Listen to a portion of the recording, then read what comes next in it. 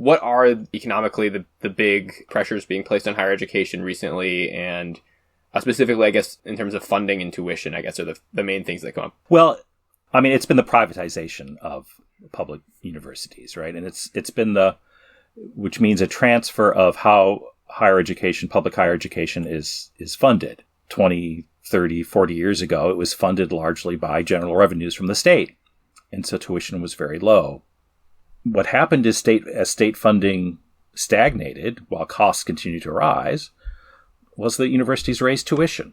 Yeah. The leaders of universities, I think in many ways, abdicated their responsibility to advocate for public education, for public higher education, right? If that phrase means anything, it should mean that, we believe that getting as many students college degrees as possible is a public good. And that truth has been lost sight of, and by pretty much everybody, at least everybody who's not on the left, right? So including the Democratic Party, let's say, right, has lost sight of this and has increasingly treated higher education as a private good. It therefore seems to me most important that you, the people of the state of Illinois, should know your university. Is it doing what you want it to do as the people's university? You are the owners, and your decision is final. Learning and labor. For the people and by the people. The people's university. Hey everyone, thanks for tuning in to another episode of the Learning and Labor podcast. This episode is going to be the first one based around an interview. This is something I want to do more of, have a larger variety of content and just be able to share these kind of discussions on interesting topics. So for this one, we're going to be just going over the general state of higher education with a few different focuses. As a heads up, I recorded this while I was traveling, so the mic I used may pick up some extra background noise and everything. But with that all being said, let's just go ahead and jump into this episode. Today, I'm going to be talking with Professor David Johnson, who also happens to be my dad. And we're going to talk about a range of topics, but mostly focusing on, an important theme of this podcast, which is higher education and universities. And specifically, we're going to start off a little bit talking about the town that I'm from and the university there, which is Southern Illinois University Carbondale, where Professor Johnson has been a professor in classics for a while, and also a labor leader with the Southern Illinois University Faculty Association. So to start off with that, maybe would you be able to describe a little bit of your background and maybe how you first got involved in the labor movement on campus? Sure. Well, I'm a classicist, so I teach about the ancient Greek and Roman worlds. I first got involved in the labor activism as a graduate student, actually. I went to graduate school in North Carolina in Chapel Hill, and we had a graduate student union that I had played a minor role in. I got involved on campus at SIU fairly quickly. I suppose I first had some kind of leadership role in the union around in the lead up to what became a strike in 2011, which was the first faculty strike in SIU history in which I was involved. Okay, and maybe we can talk a little bit more about that strike. What were the causes of that strike? What led up to it, and what ultimately caused that kind of escalation? Yeah, the 2011 strike was, I think it's fair to say, was basically caused by a rogue administration. So we had a chancellor who came in and decided that she was just not interested in negotiating with the union, to put it bluntly. Mm-hmm. So she believed, or at least said, that there was a budget crisis. Budget was tight, but budget in public higher education institutions tends to be tight. And she imposed a furlough on all employees. Everybody lost 4 days of pay. And she imposed that without, outside of the contractual process, right? So she imposed it in a way that wasn't allowed in our faculty contract. The union filed an unfair labor practice against her, which we eventually won, getting that money back for not only the union's represented faculty, but for everybody on campus. But it was basically a case of an administration that probably was interested in breaking the union, but it was certainly not interested in any kind of reasonable working relationship with the union and was found guilty of not bargaining in good faith, which is the legal obligation of any employer under labor law in Illinois and many places elsewhere in the country.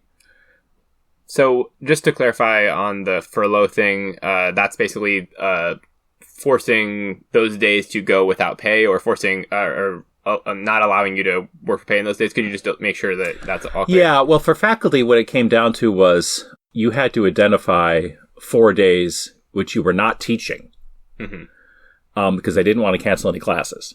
So they said, all right, 4 days, we're not going to pay you. Okay. And of course, it was basically just docking you 4 days of pay. Yeah. I mean, there was no, reduction in the amount of service or research or, non-teaching duties that you were expected to do. People who had to punch a clock on campus, were told to stay home. So its impact on people with different kinds of jobs varied. But the universal thing is that it was unjustified, that the university's finances were not particularly dire at that time.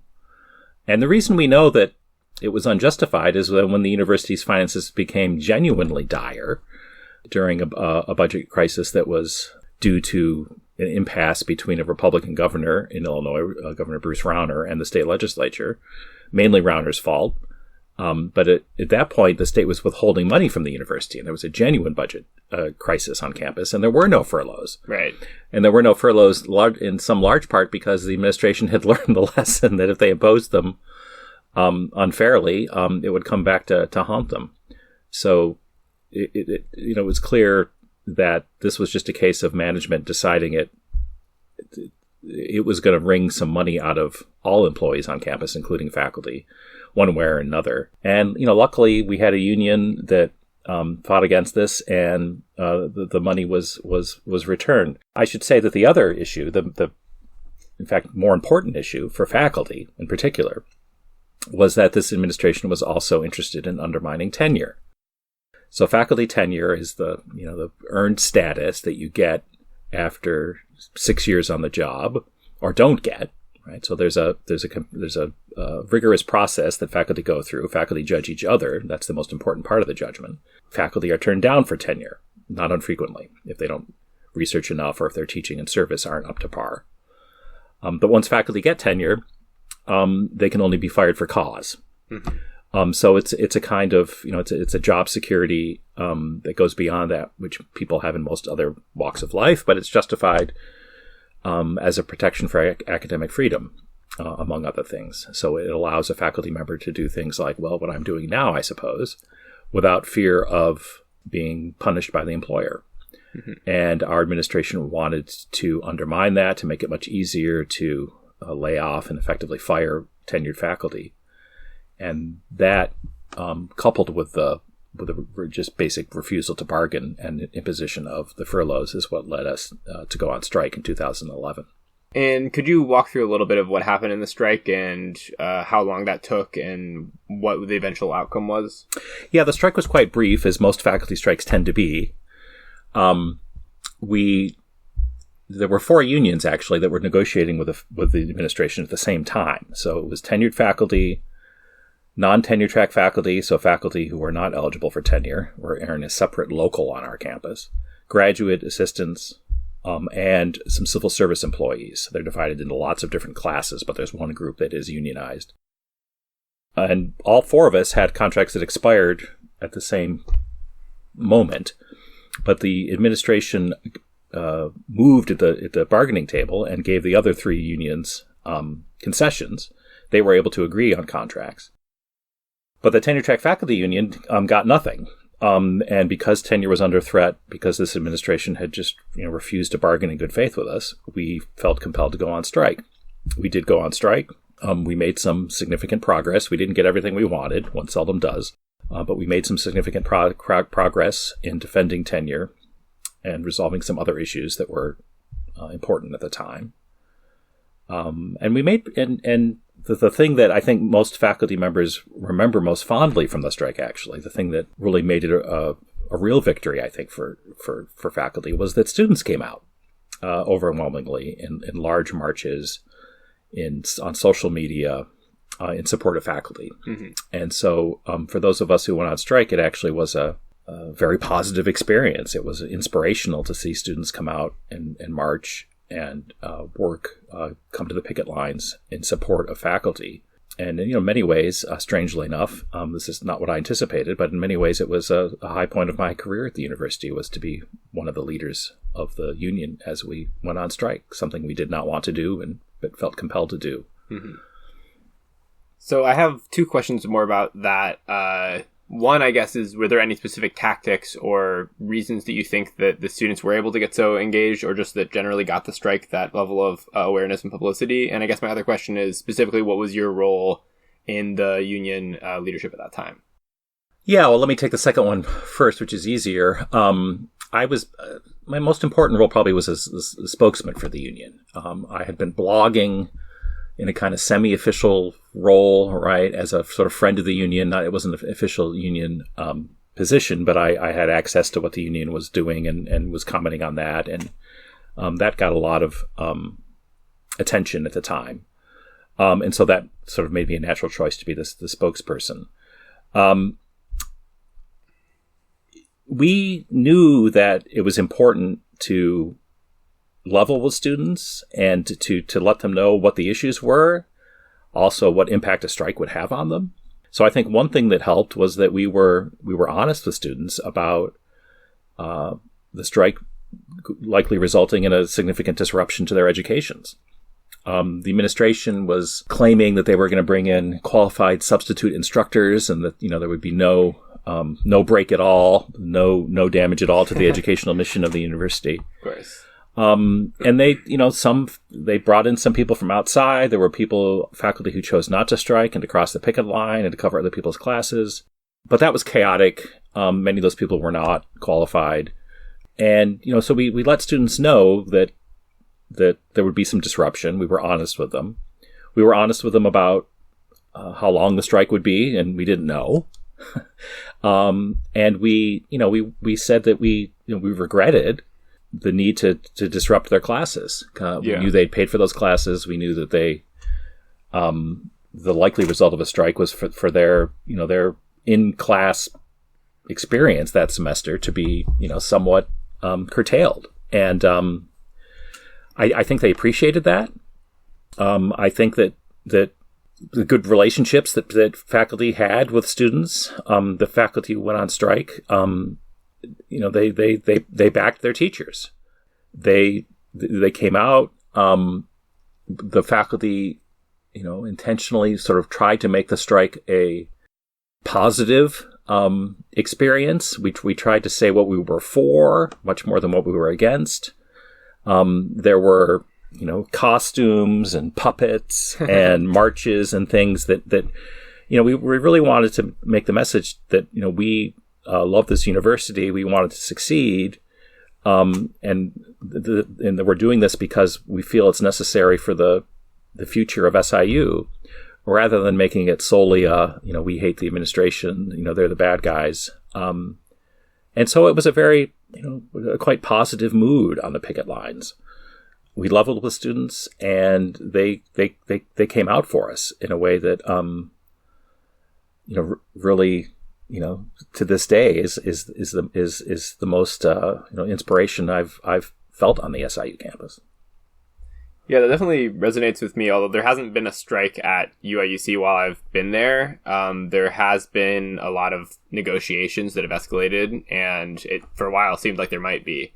I remember particularly with the graduate workers, there was a time where, folks in YDSA and other undergraduates in Solidarity were kind of thinking like, okay, what can we do once this, if this happens, to kind of prepare and make sure that undergraduates know what's happening. And we were kind of talking exactly on the same lines as what you were, in terms of people knowing, hey, this is going to disrupt your classes, like, being honest about that, but also saying the way that we get out of this is by getting the good contract and like showing solidarity and showing that, that graduate workers are being supported in the ways they need to be. And that's going to be in the long term better for, for everyone.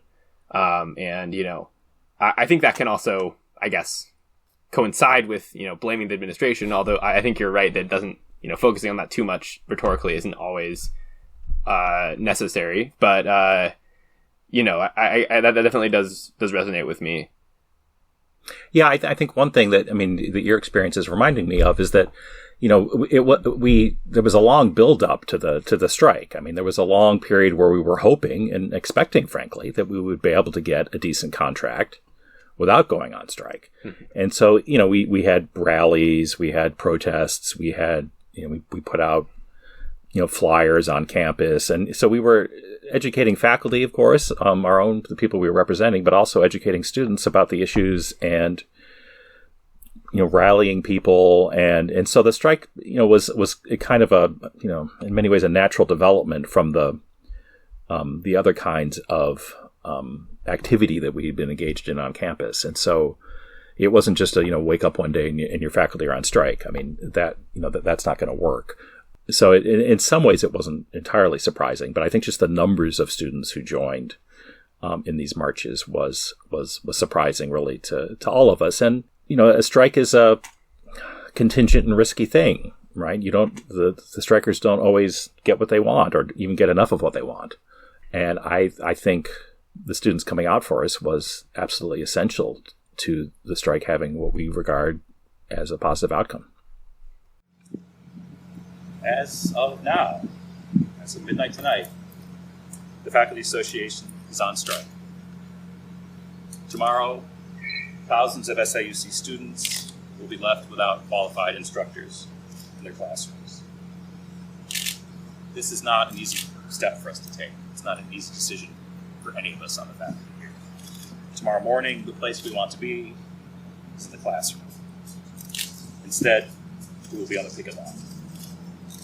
We will be there seeking what we've been seeking for over 16 months now, a fair contract that not only meets the interests of the faculty of SIUC, but is in the best interest of the university, and most importantly, the students we serve here.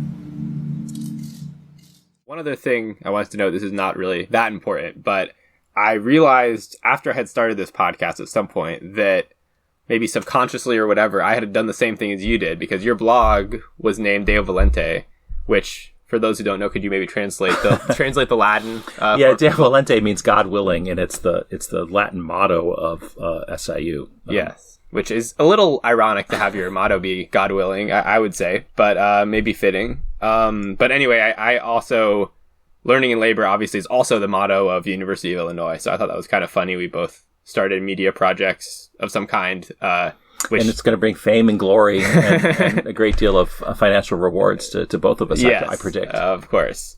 But guess kind of trying to I don't know if reappropriating or taking some sort of critical perspective on what that motto means to some extent. How I look at for learning and labor. Yeah. I mean, one of the chants that the strikers engaged, they used was, whose university, our university. And, right. The university really is the faculty and the students, right? I mean, the administrators obviously are important. I mean, you need to have administrators. I mean, I think you need to have good ones. They do important work, okay? But they come and go. Mm-hmm. And they're not the people who are doing the research and the teaching and the learning. And mm-hmm. that's what universities are all about. And so I think when you have bad administrators who are self-important and self-absorbed, and I think that was true of the people leading the university at that time, then they come to believe that they're the university, that they're in charge, that it's theirs, and it's not theirs, it's ours.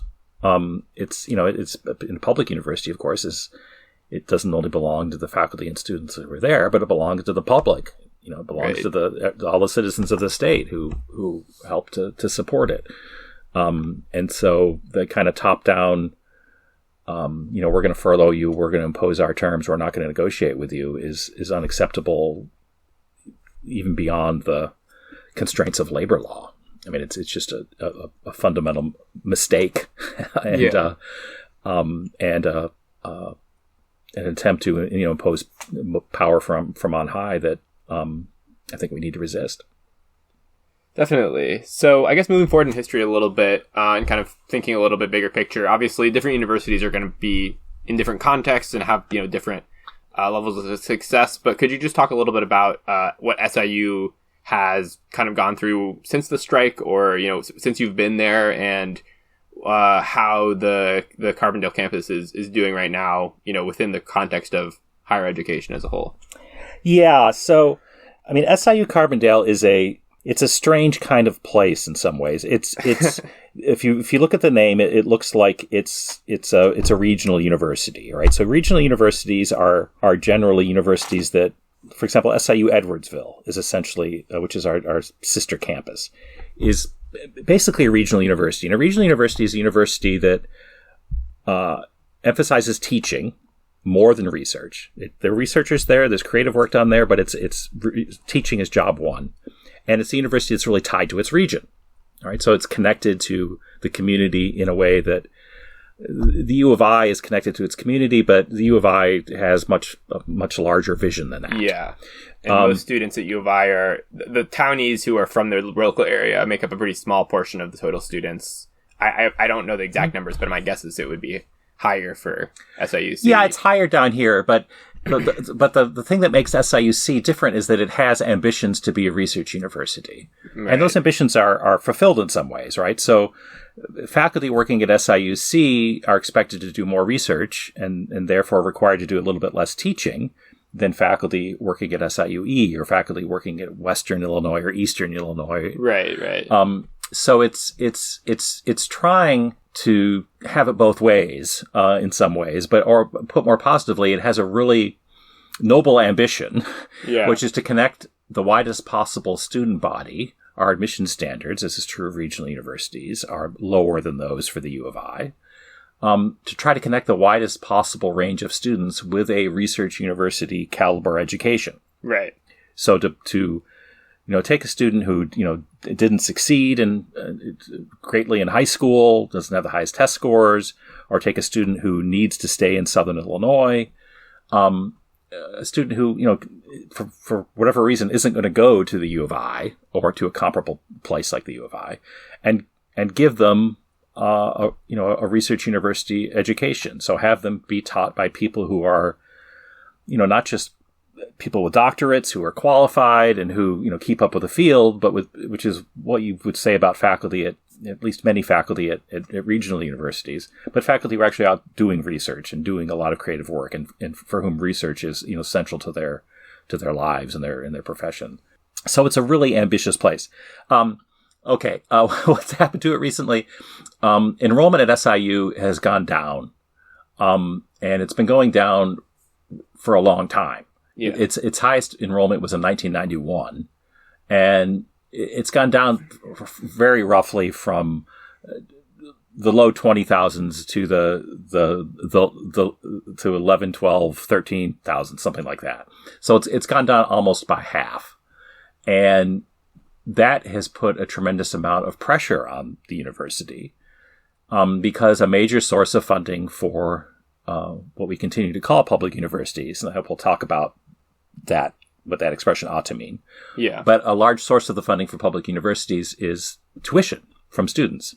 And so when you lose half your students, you lose a lot of your funding, and that's put the university under pressure for a long time. In the last, I think, few years, there's been a more general decline in enrollment at regional universities that have, and we've been part of that. Our enrollment has stabilized recently, but it's a constant concern.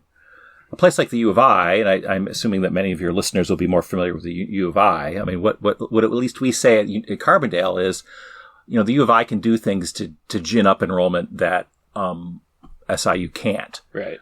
It can tweak its admission requirements. Right. Make it easier to get in. Yeah. You can make it slightly easier to get in and still have a high quality student body. The U of I has also been very successful in attracting a lot of foreign students. Right. And SIU has some foreign students, but not nearly as many in total or as a proportion of the student body. So it faces particular pressures along those lines. And I think it also, and this reflects its ambitious mission, there's a bit of a identity crisis. We lurch between thinking of ourselves as a research university that's, trying to be like the U of I, but just on a smaller scale in a different place. And being just a regional university that that serves undergraduates and teaches them well.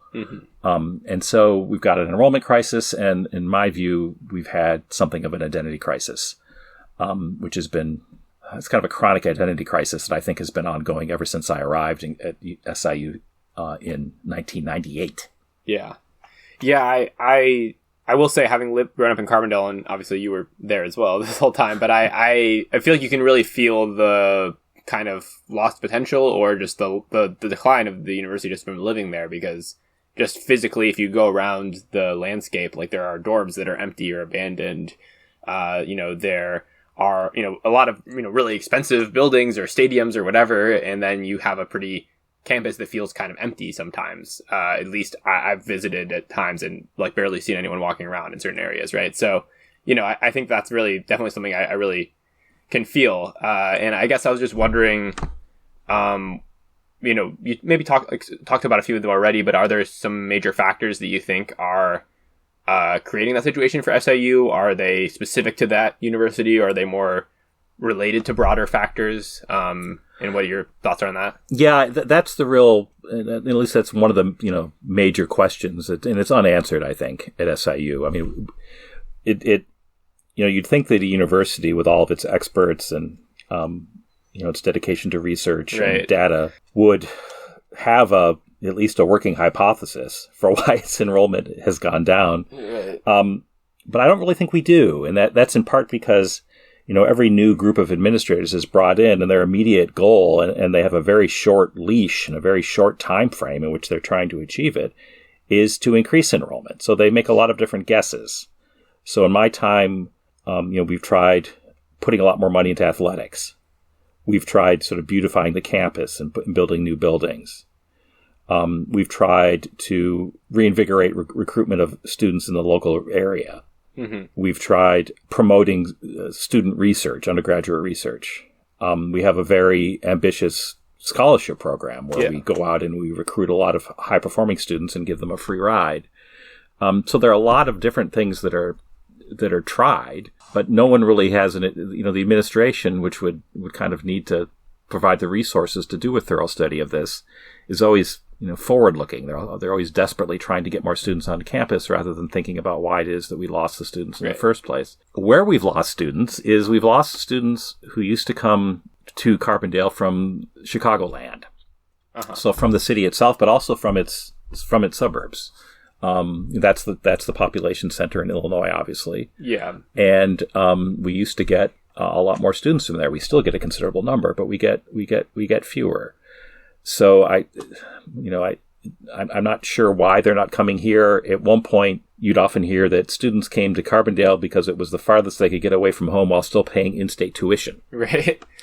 Well, in-state tuition is really no longer a thing.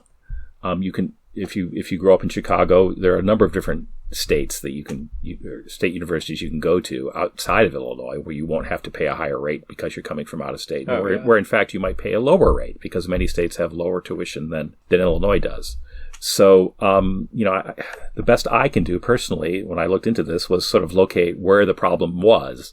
I don't know why the problem exists so much. Yeah, that's interesting. I guess the last thing you mentioned reminds me of something I said in a previous episode. We were talking about the 1890s in this case, but when Altgeld was governor of Illinois, he was worried that basically all the students of Illinois were going to other states. And so that's why he focused so much on funding universities and funded the U of I a lot, funded Carbondale a lot. I mean, there's an Altgeld Hall in both campuses for that reason, which is the oldest building at SAUC that's still standing. And I think a pretty cool-looking castle-like building.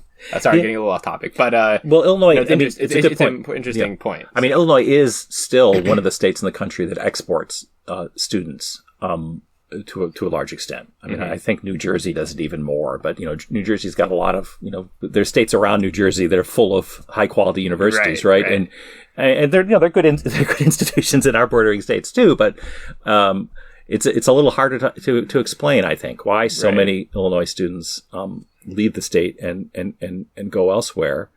And that's something the state, a few years ago seemed to care about. But then we went through the Rauner crisis where the state just sort of failed to fund universities at all. Right. And the ambitions the state had to keep more students in state and to get a higher percentage of the population to have college degrees have seemingly vanished. Mm-hmm. There's one other factor before we move on from Carbondale that I want to bring up. Maybe not the most serious point of discussion, but Carbondale used to be a big party school. Yeah. I actually, my freshman year at U of I, someone who worked at the dining hall, I talked to him and he was like, he learned that I was from Carbondale and was like, oh, wow, I love Carbondale. Like, I used to go to college in St. Louis and I would go to Carbondale every weekend to party. So, St. Louis, a lot bigger city than Carbondale, so it's kind of it was very interesting to me that was the place you went to party, and it doesn't really have that reputation. I mean, there's definitely still parties, don't get me wrong, but it doesn't have that reputation anymore. Yeah, that's I you hear that a lot actually. So and a number of years ago, the administration did a survey of what people thought about SIU and found that was still to some extent its image. And we had an administration, it's actually the same administration that provoked the strike, that tried to move away from the party school image, right? So, tried to promote, the quality of our academic programs, rather than how much fun it was to come down here. Probably a mistake. Obviously, as a professor, I'm interested in students who want to do well in classes. Right. I wonder. I mean, I actually haven't thought this before this very moment, but my guess is that your generation is less interested in parties than some previous generations were. And so the party school kind of image of college, even if SIU retained it fully, would be less attractive, right? So it may be the fact that it may be the case that it wasn't so much that SIU kind of clamped down on parties and became less fun, is that undergraduates, were less interested in partying. Our students today, and maybe this will be a segue into talking more about funding and resources. I mean, they just don't have the time or the money to party a lot. When I have students who are having trouble in my classes, of course, they're probably not going to volunteer, right, that they were partying too much to study. But our students are pretty straightforward, pretty honest, pretty blunt. Our students are challenged by financial issues, by health issues, by family issues. And so they're just socioeconomically in a really fragile position. They're working, many of them working full time. And so, the parties are just not that high on their agenda. Mm-hmm. Right. So having a reputation as a fun place, I think is just not going to get you as far as it may have 20, 30 years ago, when it comes to what college is all about. College is too expensive for it to be a party. Yeah, I think it is the message today, at least for people who are middle class, working class, and don't have a superabundance of resources. Yeah, I think that's a great point to kind of build off of and transition over to talking about the funding and budgets of higher education, or just a more holistic view. And I guess in terms of people in my generation not liking to party as much, that's also something I haven't necessarily thought of in those terms before. But I think that idea fits in within a broader concept that I know is certainly a popular idea. I don't have, the definitive conclusion on it, that, as the era of neoliberalism has kind of been ushered in, and with new technology and everything kind of coming to a fold in the 21st century, that there's been a lot more social atomization. Some of it forced through economic conditions. You don't have time to socialize with other people, but I think also from other factors as well. And I think that would make sense within that framework as to the partying being less important. I also think that it's a reputation more than a reality, and that I think at any university you can find parties. Yeah. If you want to. But I can't say that for certain. I think that what's more constraining of whether you can party at a school is like whether it's a commuter school or whether there's a community around that area, mm-hmm. which there still is in Carbondale as there is in U of I. Yeah. So, I mean, but I think that makes sense. Yeah. I mean, there still is I think a pretty vibrant music scene, although maybe it's more vibrant for people my age than people your age. And there are bars, obviously. There are places to party, but I was thinking more in terms of generational terms. People, your generation is I think less likely to be wild to some extent, right? And that might be, who knows why it is. I think on the phones all the time might be part of it. The helicopter parenting might be part of it. Who knows, sure. Right? But there are a lot of different factors involved in that. Yeah, in making the party school less of an appeal, even if we had it. I mean, I think personally that SIU ought to play up. I mean, I wouldn't quite put party school on our advertising, right. But we ought to play up that, you know, it's an artsy place. We're on the edge of the Shawnee National Forest, which is beautiful. You know, there is still a music scene. You know, I think we ought to play to sort of more funky aspects of SIU, as I like to think of it. You know, we used to be kind of a hippie magnet, and you know, kind of make it a little bit more attractive as a kind of an alternative sort of vibe, rather than, you know, an engineering school with a lot of other programs attached, like the U of I, or you know, a more kind of straight-laced Middle America ISU in Bloomington Normal. Right. You know, we don't have Normal in our name, which is helpful. Not anymore. Yeah. So I think, you know, my guess, if I were in charge, would be that we ought to promote that kind of indirectly, right? Saying it's a fun place to come and live for a few years. Yeah. And it's very different from Chicago, and it's very different from Urbana-Champaign and the Flatlands, and that's part of, you know, what college is. It's absolutely a time to learn things and to make academic progress and to gain expertise that's going to be valuable to you, but it's also an experience. Certainly, if you're going to be a residential student and come someplace and live, that's a fundamental part of the quality of your life and the quality of your experience. And I think Carbondale still has a lot to offer in that regard. Yeah, I will say U of I, we have a big alt scene, so don't you know, we're not just engineers. I will say that. But yeah, I think that makes a lot of sense. So with that in mind, I guess I want to open the conversation up to kind of the bigger picture in terms of the major trends in higher education over the last several decades. I mean, you could go back to probably the 80s if you really wanted to, but what are economically the big pressures being placed on higher education recently, and specifically, I guess, in terms of funding and tuition, I guess, are the main things that come up for me. Well, particularly regarding public education, public universities, which is something I've thought much more about and know much more about. I mean, it's been the privatization of public universities, right? And it's been which means a transfer of how public higher education is funded. 20, 30, 40 years ago, it was funded largely by general revenues from the state. And so tuition was very low. The amount, the actual dollars that the states, plural, right, it's not just Illinois, are spending on education has basically been flat for at least a generation, right? I haven't gone back and reviewed the data. So it's been flat in actual dollars, but there's been inflation since then. So it's been falling in what economists, I believe, call real terms. Yeah. And it's also been falling as a, you know, percentage of the cost of this percentage of the revenue of the university. Right. So at a place like SIU, it's now the case that at least half of the sort of basic budget of the university comes from tuition and fees that students pay. Mm-hmm. Whereas a generation ago, certainly 2 generations ago, you know, that figure would be something more like a quarter.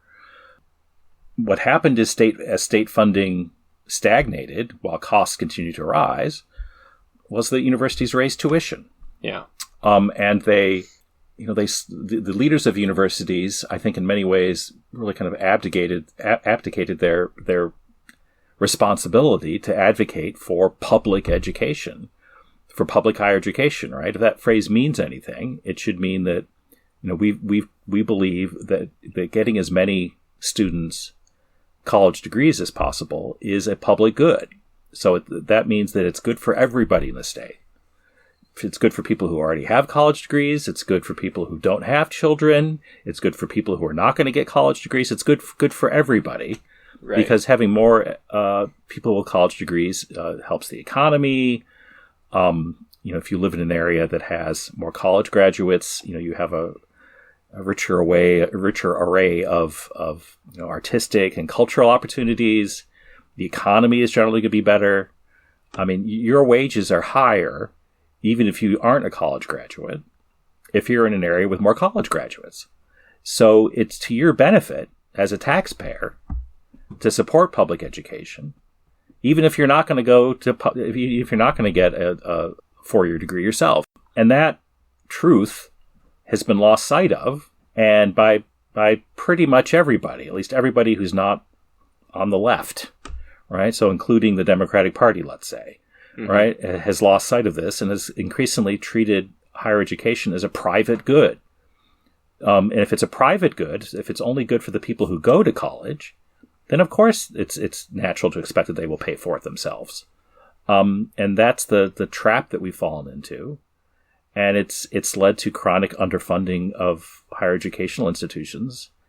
And that's why tuition is so high. And that's why student indebtedness is so high.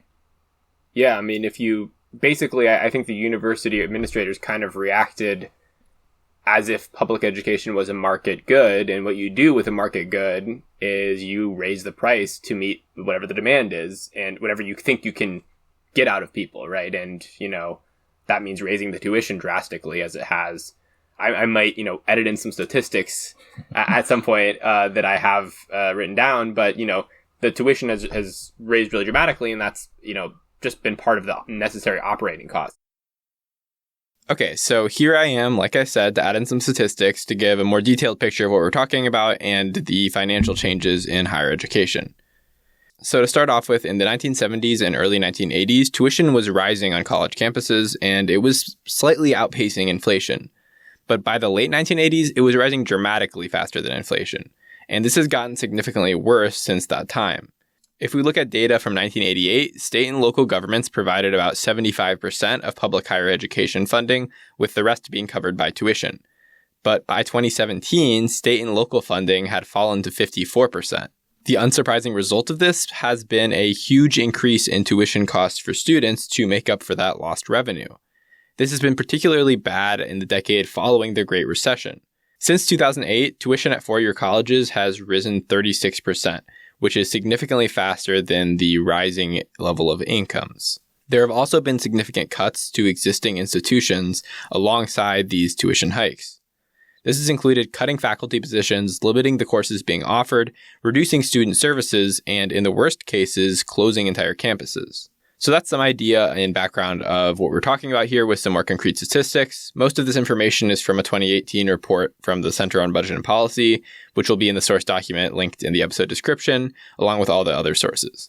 So now that we have that very fun and exciting context, let's get back to the discussion. I think it's also worth mentioning, I don't know if this is necessarily been, increased over time, but a lot of universities also get private grants and donations and things like that as a part of their funding as well. So that's another way in which, public higher education isn't just funded by the public government subsidy and is, in fact, subsidized or, its revenue is not coming from the people as a whole, but from specific individuals. And that, I think, maybe has more potentially negative connotations for how the administration runs things rather than, theoretically, if you're getting the money from the students, you have some obligation to those students.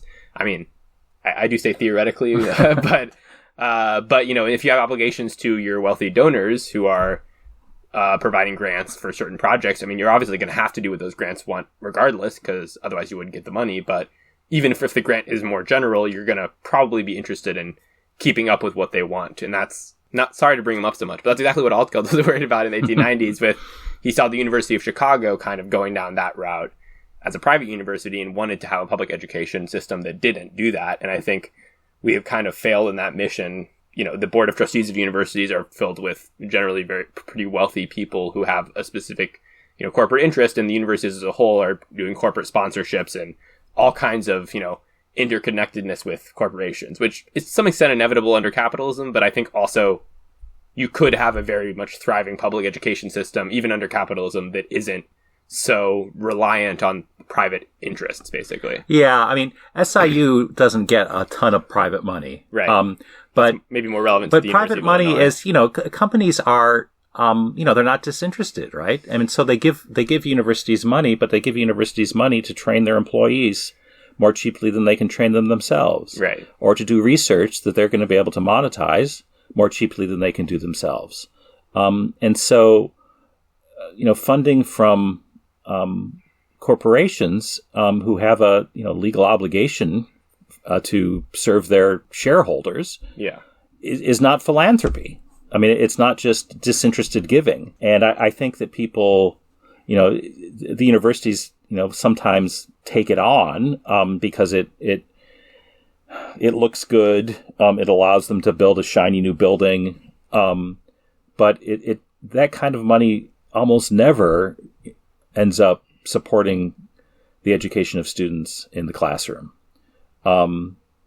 The same is even true of grant money that researchers bring in from the federal government. Grant money goes to pay for research. And it's an important thing because the research that universities do is absolutely vital. I mean, it's improved all of our lives in all sorts of different ways. I mean, medical advances, technological advances, and so on. But grant money doesn't pay to educate undergraduates. Right. It pays to pay researchers and buy equipment that's needed for that sort of thing. So, the idea that these public universities are rich because they're bringing in a lot of grant money is it's true only of part of the university operation. Mm-hmm. If you build a shiny new building to research, some, I don't know, let's research cancer, right? A noble cause, right? You have a new cancer center on campus. You're going to get a grant for that. The grant, if you're lucky, is going to pay 80% of the expenses of that. Where's the other 20% come from? Well, it actually comes from general revenues and probably also from students. Mm-hmm. And so the university has to pay its share. No, it's great. It can get a $100 million building for only $20 million. But that grant of $80 million is not going to undergraduates. So students are paying for their education increasingly in a larger and a larger share, and that's been a larger and larger burden on many, many students. Yeah, I guess maybe for the image representing this episode, I'll put up Chancellor Jones standing behind a massive screen that says $4 billion, which is like the university endowment, kind of bragging about how much fundraising that they've done, because it is very much a point of pride, but as you mentioned, very often that isn't something. And an endowment is slightly different than just an endowment can be more useful. I mean, it usually comes with strings attached, right? Yes. When people give money to the university, they usually want it used for a particular purpose. But if it's used for scholarships for students or to fund faculty positions, then that money can directly benefit students in the classroom. But grants usually do not. They're usually beneficial for research, which is great. But when it comes to you get a big grant to do research, that's not going to reduce research tuition pressure, right? Or tuition prices a bit. Yeah, and I guess another thing to mention about student costs is like fees. A lot of students have all these fees tacked on, which are subsidizing parts of the university. I mean, this is a very direct way in which students are paying for everything that they're getting at a public institution instead of it being provided as a public good. But you have an athletic fee, you have a health fee, you have transportation fee. I mean, these are just all off the top of my head, but it's great that those services are being provided, and there's something that student journalism for the media fee, or the athletics and recreational centers are amazing to have, but it's interesting that the cost is all being pushed upon the students, even as part of this larger trend of tuition and other things increasing. Yeah, I mean, most so what those a lot of those fees. Most of those fees go to good things. Yeah. I think personally that it's outrageous to ask students at SIU to pay hundreds and hundreds of dollars every semester to support intercollegiate athletics. Yeah. Right? Given that many of them never go to a single game and just don't have the time or the interest in intercollegiate athletics. Yeah. But in the case of the other things, it's just a clear-cut case of privatization. Right? So you have to pay, enough for your housing to what happens is there are a lot of aspects of the university that have to be self-supporting.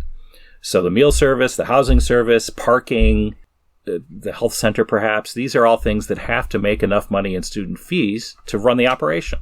So they're completely privatized, right? There's no state money that's supporting a lot of those things. And so the rise in fees is a direct result of the failure of the state to fund public education. Mm-hmm. And so it's just another way in which our public universities are not very public. Yeah, I guess there's a few other things I wanted to talk about under this umbrella. I think it would be, since you mentioned athletics, we can maybe go off a little bit more about the academic budgeting as a whole. I think that a common perception is that athletics are a, smart investment or important part of a university's image, or, what do you view as the role of athletics in university, and is there any misconceptions maybe about academic budgeting and more broadly or related to that? Yeah, well, there's a basic misconception that almost everybody has, it seems, which is that athletics programs make money. They don't. There are very few universities, and they're the ones that have incredibly successful football programs, or in a few cases basketball programs, that at least appear to make money from athletics. Mm-hmm. SIU, where I know something about the budget, you have the official athletics budget before you get to a deficit of millions of dollars every year. Even the official budget, it's paid for roughly 60% by student fees. Mm-hmm. So that's, again, every student, whether they want to go to a football game or a basketball game, a volleyball game, whether they're an athlete or not, they have to pay hundreds of dollars every semester to support the athletics program. Only 40% comes from things like ticket sales and donations to the athletics program. Defenders of an athletics program would argue that even if it doesn't make money on a kind of narrow accounting, just looking at how much money the programs cost versus how much money they directly raise, that more students come to campus, that they enjoy their experience more, and that somehow overall a successful athletics program helps the campus. Mm-hmm. I don't think that's true, at least in most places. I point out on occasion to people that for every college football team that wins a game on a weekend, there's another college football team that loses, which people find surprising somehow. There are success stories. There are periods of time when SIU has had athletic programs that have gotten some press coverage and that have maybe raised the profile of SIU, have gotten more people to go to games. But those periods are fairly short, and I don't think there's been any demonstration that they've actually had a positive impact on enrollment. Mm-hmm. There's some schools. Alabama has had a very successful run in college football, won the national championship a number of years. The number of applicants to the Alabama went up. So it was there are some success stories. But usually, even if your football program is making money, what it's doing is it's supporting the volleyball program and the golf program and the baseball program. It's not supporting undergraduates. So athletics loses money. That's a major misconception. Yeah, that makes sense. I guess I the way I look at it, like in a perfect world, I don't have any problem with athletics, being funded. But it is kind of striking with all the things we just talked about these services that exist for students that are funded just solely off of student fees, and just more generally the workers on campus not being having worse and worse conditions over time. One thing we talked about this morning before we started podcasting actually was textbooks. Yeah, and I think that if we abolish the student athletics fee, that would give us more than enough money to give everybody free textbooks for all their courses. Right. Just as one example. Yeah. Right. And so it's a priority, right? And it's a decision, that was kind of made long ago and that is very difficult to revise. And at SIU, it's particularly awful because, I talked about our enrollment decline, and we had a student enrollment of around 20,000, and now we have a student enrollment that's closer to 10,000, and we have the same athletics programs with the same budget. Yeah. So the student fee has gone up some, and then basically every year they rob the rest of the university to pay a massive deficit in athletic spending. Yeah, not to mention the most well-paid people at any university, and this is, maybe not a huge portion of the athletic budget, but I don't know for sure, but it is a very large number, is the coaches for the athletic teams. U of I think also the highest paid people are getting millions of dollars for the highest paid people in most states, most state governments. Are football coaches, and ours are comparatively modest currently. They are more than the chancellor. They're more than the people who run the university. Right. but they're not astronomical, and that's because our athletic programs haven't been particularly successful recently. Right. So since we're talking more abstractly about sports budgets at universities, I also wanted to do some more research on that to provide some more context about UIUC specifically. Since my dad obviously knows a lot about SIUC, and I don't know a lot of stuff about the UIUC's details of the sports budget off the top of my head, I wanted to add some more. And as a funny side note, I'm actually recording this while UIUC is playing a basketball game, the first round of the NCAA March Madness tournament. Now, when I first checked the score, they were like neck and neck with the Morehead State Eagles. Now they're up a little bit, so it looks like they're probably going to win. But obviously, this is a very timely discussion because a lot of people are paying attention to UIUC sports right now as the basketball team is involved in a pretty prominent tournament. But anyway, I wanted to point out some criticisms of how much we spend on athletics. And there's an article titled How Colleges Lost Their Way When It Comes to Spending in the News Gazette, and a letter to the editor titled End the Student Athletics Facilities Fee in the Daily Illini, both of which talk about these kind of insane levels of athletic spending. And basically, the News Gazette article by Tom Kasich basically notes that the salaries for top sports officials have risen insane levels from where they were in the 1980s. The salary for UIUC's athletic director has risen fivefold in real terms, and we're now paying our football and basketball coaches multi-million-dollar salaries, which is about 30 times what they made in 1983. And alongside these top earners making significantly more money, the athletics program as a whole has increased its budget by about 20 times. Generally, one thing that I gathered from doing this research is that before the 1980s, there were many more administrators willing to take a stand and focus our campus's spending on students, workers, and education itself rather than athletics. Now, unfortunately, that hasn't been the case, and students are bearing the costs, with student fees over $150 per year to support athletic facilities and the State Farm Center alone. So I hope that gave you a little bit more context and information about the sports situation at UIUC as we continue this broader discussion. And I guess to flip that coin, like I mentioned, I mean, there's other trends that have happened over these last few decades about working conditions on campus. Would you be able to talk a little bit about like the ways in which that's gotten worse or just overall trends? I mean, things like increasing adjuncts, maybe also worth explaining what that is for folks who don't know and stuff like that. Yeah, I mean, nationally and at SIU in particular, the sort of economic status of the people who teach at universities, and those are the people I'm most familiar with, has declined. So there's an increasing number of people who are teaching at colleges and universities who are getting paid by the course and have few or no benefits, who don't have an office, who don't know if they're going to be employed from semester to semester. In many places, and this is not really true in Carbondale because we don't have enough universities to go around. It's probably not true in Urbana-Champaign too much either. But in many places, certainly in Chicago, you'll have people teaching one course at one school, one course at another school. You have people who are living out of their cars. Right. You have people teaching at colleges who are on food stamps. Mm-hmm. And, I think that's, a shocking revelation of the abysmal priority we're giving to the people we expect to be experts who are teaching at a high level in our colleges and universities. Here at SIU, where I know the most, right, faculty salaries have barely risen even in absolute terms, much less in real terms, so they haven't kept up with inflation.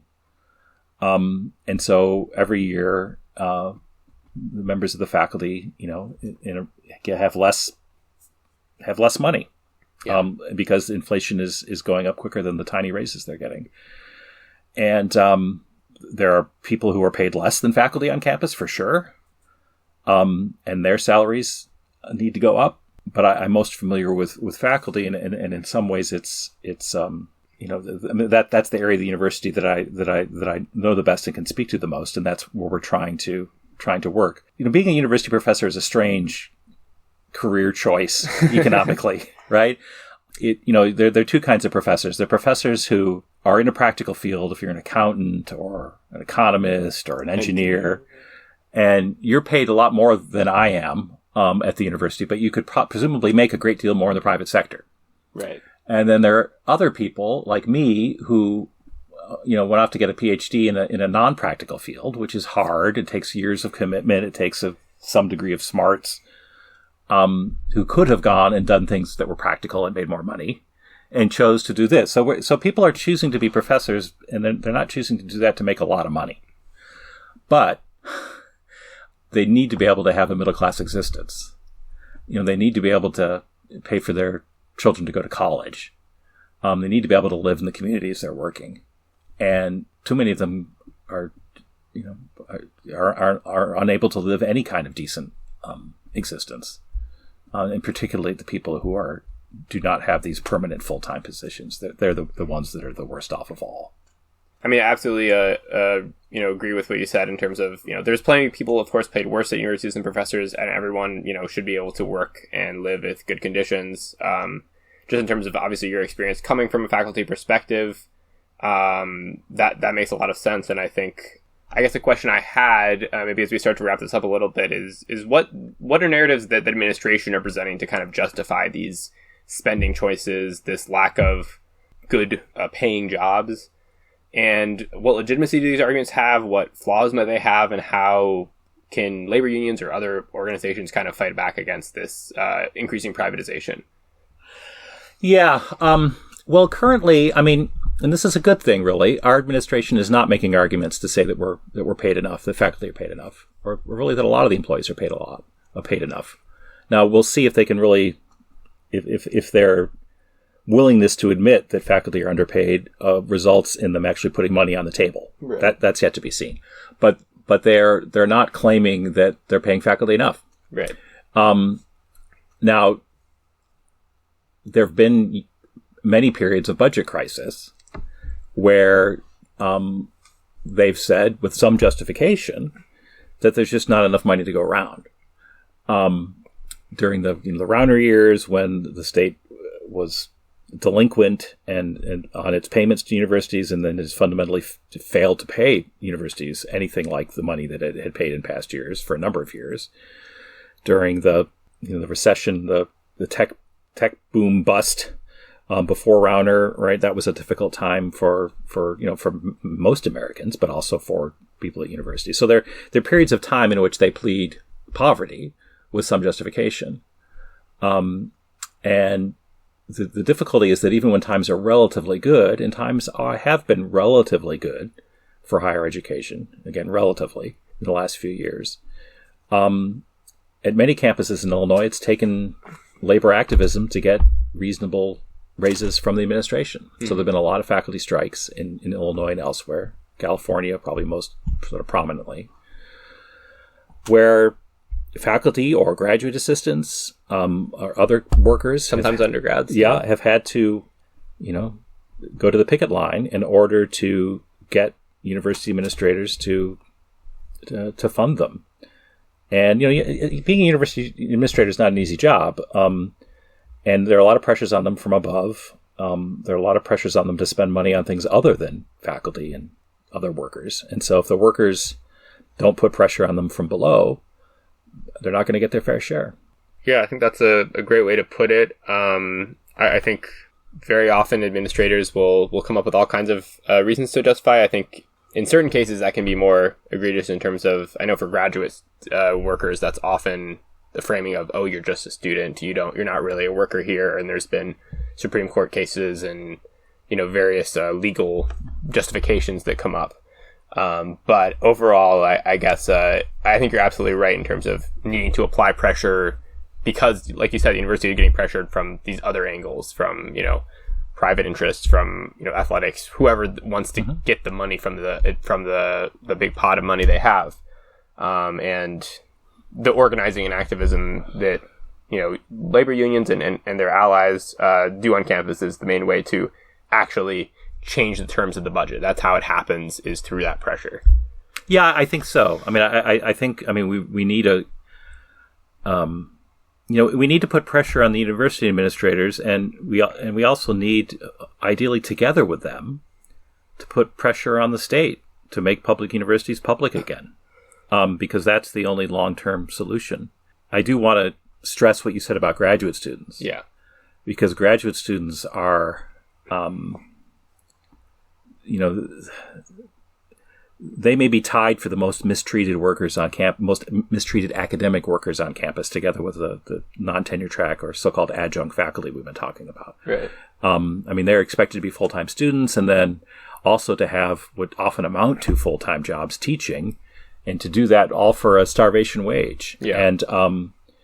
And with uncertain job prospects in many cases. On the one hand, that's a testimony to how many people care about higher education and want to learn more, want to pursue graduate study. But, I think far too often our system takes advantage of people who want to study history or philosophy or other, I'm naming fields that aren't obviously practical. They went into debt as undergraduates, and then despite getting paid something as graduate students, they go farther into debt. Mm-hmm. I think it's unconscionable ultimately for a society to exploit people that way. And so I think it's a very welcome development that graduate student unions that movement has a relatively long history. But I think the last few years have seen some major successes, some victories for the labor movement with graduate students. And I think that's a welcome sign, and even if it is long overdue. Yeah, absolutely. Well, with that, I think we're at a good point to call this episode. So I just want to say thanks to everyone for listening to this episode of the Learning Labor Podcast. Before we go, is there anything you want to shout out, promote, either your own work or anything else you think people should check out? Well, I if you're on a campus, if you're a student on a campus, get involved, right? Get involved with. If you're a worker, look into unionization options. If you're eligible to join a union, join it. The dues you pay if you join a union are kind of a public good. They're going to help you. They're going to help your fellow workers. And I'd say that activism, union work, can be incredibly rewarding, and it should be regarded as a positive thing to do for the sake of the university. Don't let management own the place. And the way we own it is by being active and fighting for what's best for us, and also best for the university and the state as a whole. Yeah, absolutely. On that note, thank you all so much, and bye-bye. Learning and Labor. Station WILL has carried a special program this week giving information about the University of Illinois. If you have been a listener to these broadcasts, you have heard more or less about what the university does, how it does it, and what it hopes to do.